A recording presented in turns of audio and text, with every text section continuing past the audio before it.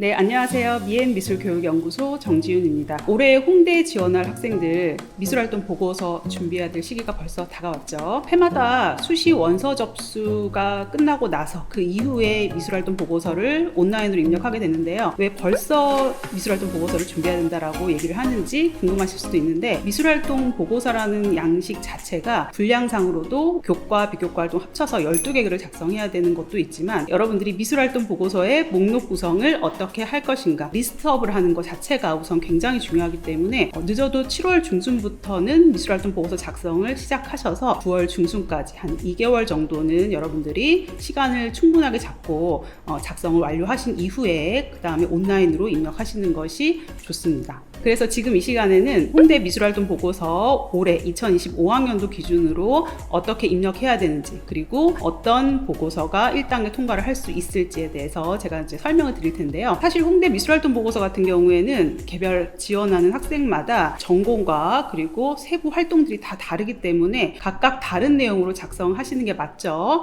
그렇지만 우리가 공통적으로 이런 부분은 반드시 지켜야 한다라는 내용을 가지고 제가 설명을 드릴 테니까 홍대 지원자들은 공통적으로 참고를 하셔서 작성하시면 되겠습니다.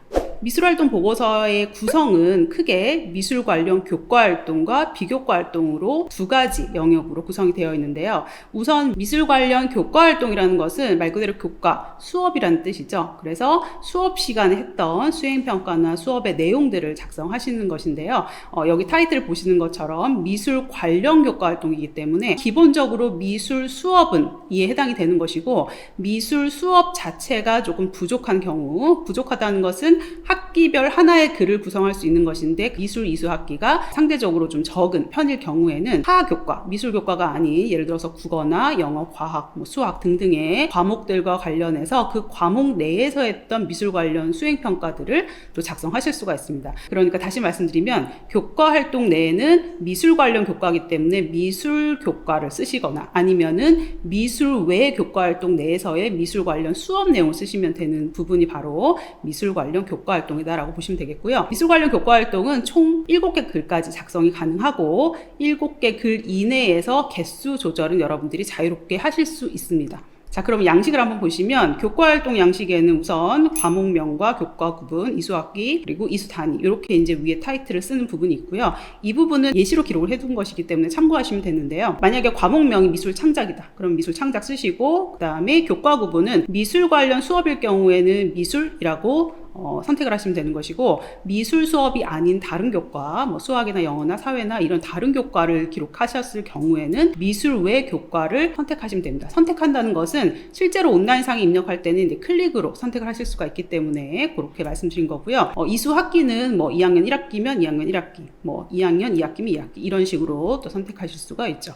그 다음에 이수 단위는 이건 학생부에 기록되어 있는 그대로 단위수를 기록을 하시면 되는 부분입니다. 자, 여기까지는 어렵지 않은데 본문 내용을 작성하는 게 굉장히 중요하겠죠. 본문을 보시면 타이틀이 활동 내용 및 자기평가 의견이라고 해서 600자 이내라고 되어 있습니다. 이 600자 이내는 띄어쓰기 포함해서 공백 포함 600자 이내라고 생각하시면 되는데, 이 내용 자체가 어떤 내용을 작성해야 되는지 그 부분이 굉장히 중요한데, 활동 내용 및 자기평가 의견의 타이틀을 토대로 해서 생각해 본다면 어떤 수업을 했는지 수업의 타이틀 쓰시고, 그 다음에 어떤 수업의 과정이 있었는지랑, 그 다음에 더 중요한 것은 자기평가 의견 부분인데, 단순하게 어떤 수업을 했다, 나열식으로 작성하시는 거는 굉장히 안 좋은 작성 방법이 되겠죠. 어떤 수업을 하고 나서의 본인의 성취 결과, 그리고 탐구 역량을 보여줄 수 있는 어떤 그런 내용으로 구성을 하시되, 본인이 주관적으로 배운 것이나 느낀 점, 성장한 부분, 그런 내용들을 좀 주관적으로 기록을 해주셔야 이 양식의 조건에 맞는 그런 내용이 될 수 있다라고 생각하시면 되겠습니다. 이런 교과 활동 내용을 작성하실 때는 내용은 그렇게 작성하시면 되는데, 이제 분량도 중요하죠. 분량은 600자 이내라고 되어 있는데요. 600자를 넘길 수 없다, 그렇게 제한 조건을 준 것이지만, 대부분 모든 글의 분량은 딱 맞춰서 지켜주시는 게 저는 좋다고 생각이 들어요. 왜냐하면 비슷한 내용을 작성하는 서류를 하더라도 분량이 너무 부족한 경우면 성실하지 못한 서류 작성이라고 보여질 수가 있습니다. 물론 중요한 내용을 잘 작성하는 것도 좋지만, 웬만하면 분량을 꽉 채워서 작성하시는 게 더 성실한 보고서로 보일 수가 있죠. 그래서 그런 평가 부분에 있어서 분량도 중요한 부분이다라고 생각하셔야겠습니다. 그리고 여러분들이 교과 활동을 다 작성하고 나시면 그 아래 보면 교사 확인 여부라는 칸이 또 있죠. 그 부분은 학교 미술 선생님께서 여러분들의 미술 활동 보고서에 대한 평가를 해주시는 부분입니다. 이 평가라는 것은 여러분들이 작성한 이 활동들이 확인이 된 활동인지 아닌지에 대해서 그 여부를 1차적으로 학교 미술 선생님께서 확인하고 그 다음에 홍대에 제출되는 그런 방식인데요. 이 미술활동 보고서가 글로만 작성되는 그런 양식이다 보니까 어떤 증명할 수 있는 자료들이 미리 첨부가 되지를 않죠. 그렇기 때문에 1차적으로 학교 선생님께서 학생과 가장 밀접하게 그 활동을 확인할 수 있기 때문에 1차적인 확인을 거치고 나서 홍대에서 그 자료를 제출받는다. 이렇게 생각하시면 되겠습니다. 그래서 여러분들이 이 미술활동 보고서 작성을 하기 전에 학교 미술 선생님께 평가에 대한 것을 미리 좀 부탁을 드려야 돼요. 그래서 나중에 이제 미술활동 보고서 입력이 다 끝난 이후에 선생님께 말씀드린 다음에 평가까지 완료될 수 있도록 말씀드리고 확인할 사항들은 미리미리 확인해서 그렇게 완료를 하시면 되겠습니다. 이 평가 부분은 비교과 활동도 동일하게 그렇게 평가를 받으셔서 이제 제출하시면 되는 것인데 평가자를 선택하실 때 학교 미술 선생님이 원칙이긴 하지만 부득이한 사유로 미술 선생님께 평가를 받지 못하는 경우라면 다른 교과 선생님 또는 담임 선생님께 평가를 부탁드리고 나중에 사유서를 간단하게 쓰실 수 있는 방법도 있으니까 그 부분 참고하시면 되겠습니다. 네, 그 다음 두 번째 파트인 비교과 활동 한번 살펴보도록 하겠습니다. 미술 관련 비교과 활동이기 때문에 교과가 아닌 수업이 아닌 그 외의 모든 미술 활동이 비교과 활동에 해당되는 것인데요. 비교과 활동에 해당하는 활동들을 한번 보시면 제가 활동명에 분류상 비교과에 들어갈 수 있는 내용들을 기록을 해놨습니다. 동아리 활동, 그리고 대회 및 공모전, 그리고 전시. 전시는 전시에 직접적으로 출품해서 참여하는 전시가 있고 관람하는 전시가 있죠. 그것에 대한 구별이 또 필요하겠고요. 그리고 이제 활동, 창작 활동, 그리고 진로 체험 이런 활동들이 등등 있을 수가 있는데 수업이 아닌 형태의 미술 활동이면 모두 비교과 활동에 해당된다. 이렇게 생각하시고 작성하시면 되겠습니다. 네, 비교과 활동의 양식도 역시 제가 설명드리면 활동명에는 해당하는 활동명을 정확하게 기록해 주셔야 되는데 예를 들어서 미술 동아리다. 아니면 미술 관련 대회다. 그렇게 이제 추상적으로 작성하시는 것보다는 타이틀 자체를 구체적으로 쓰셔야 됩니다. 왜냐하면 활동명에서부터 평가가 시작되고 그리고 활동 내용 소개 그리고 본문 이렇게 이제 이어지는 방식으로 평가를 하는 것이기 때문에 활동명이 너무 추상적이어도 좋지 않은 보고서가 되겠죠. 그래서 활동명은 구체적으로 하시고 주관기관은 학교 내에서 하는 활동은 교내 활동, 학교 밖에서 이루어진 활동은 교외 활동으로 선택을 하시면 되는 것이고요. 교외 활동을 선택하시면 자동으로 공란이 생성됩니다. 빈칸이 만들어지는데 거기에 구체적인 주최기관의 이름을 쓰시면 돼요. 그런데 이때 비교과 활동을 여러 개 활동을 비슷한 영역끼리 묶어서 쓰는 경우가 있어요. 그럴 경우에는 주최기관이 여러 주최기관이 될 수가 있겠죠. 만약에 교회 활동의 경우에는 그러면 두세 가지 주최기관을 쓰시고 그 외라고 이제 쓰시면 되는 것이고요. 너무 많은 주최기관으로 펼쳐서 쓰실 필요는 없다. 그렇게 생각하시면 되겠습니다.